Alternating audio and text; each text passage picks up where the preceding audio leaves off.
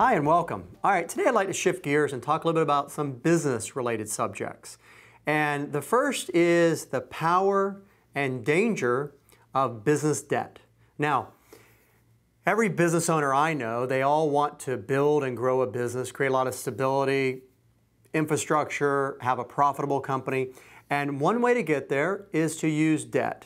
And when I say use debt, I mean to borrow money and use it within the business to either make an acquisition, pay for a startup of the company, buy assets, buy equipment, buy a competitor, buy an existing business. There's lots of ways you can use debt within a business. Now, of course, you have to be responsible and make very good choices. The debt can get you into trouble if you're not. So let's talk about the ways that you could use debt. And I'll just use my company as an example because it's convenient and I'm familiar with it.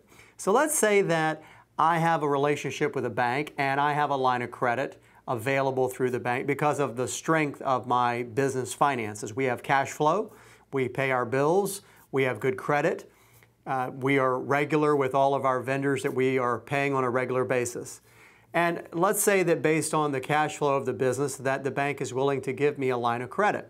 Now, I can use that line of credit to meet short-term fluctuations in my business income. So let's just say, for example, that we had a month or two, for whatever reason, that our business was slower, that we didn't have the income that we normally had. But let's say that at the same time, we also had a little higher expenses than we normally did because we were trying to expand in a certain way. Maybe we were say we're getting equipment to do television and radio. Or we were going to do different type of marketing, or we were trying something different. In any event, let's say that those two kind of crossed where we had a slower month and we had higher expenses than normal. A line of credit is often used by a business to fill that short-term cash shortfall. So the business pulls on the line of credit, uses it to pay the expenses, and then when things resume back to quote-unquote normal, pay the bank back. Now, it's a good deal for the bank because, of course, they're going to make interest on that money that you've borrowed. Now, that's a very simple way to describe using a working capital loan, which is also called a line of credit for a business. But there's also things you can do that are more growth-oriented or more aggressive, not reckless but aggressive. And what I mean by that, let's say, for example, that there is another financial planning company in my area that is interested in maybe the gentleman or the woman that owns the business. Let's say that he or she is looking to make an exit. Maybe they don't have somebody to take over within the company. There's no heir apparent. There's no child to take over, son or daughter that might want to go into the business and take over. And let's just say that, or they simply just want to sell it for whatever reason. And let's say that I become aware of that, or they reach out to me because they see I'm growing and that our company is growing. And they say, we'd like to talk about maybe working together in some fashion. We'd like you to maybe consider merging the companies together or even buying our company. I could use the business line of credit, borrow the money from the bank to make that acquisition. Perhaps I used part of my line of credit, some of available cash, and maybe an agreement with the seller that will pay he or she some of the money over time.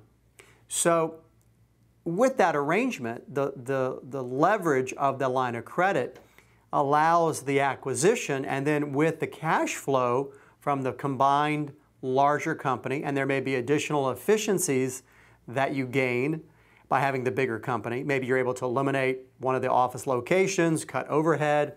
I've got plenty of space in my office, so it would be easy for me to absorb another firm. So with that enhanced cash flow and more efficient operation, perhaps that's a little bigger, that extra cash can be used to pay down that line of credit quickly and also pay off the seller. So that is an example, if done correctly, of a good use of business debt. Now, I'll give you a bad use of business debt or line of credit. Back in the mid-2000s, 2006, I had an opportunity to invest in a startup company. It was a related type of, it was in the financial field, but it was another kind of company. and I wasn't managing it. I was, in essence, an investor in the company. And I saw it as a way to diversify, maybe not put all my eggs in one basket.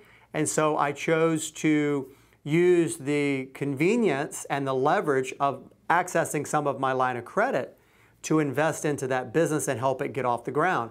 And it worked. It worked well for a period of time. And then we had, of course, as everyone recalls, 2008, 2009, and that business was significantly affected.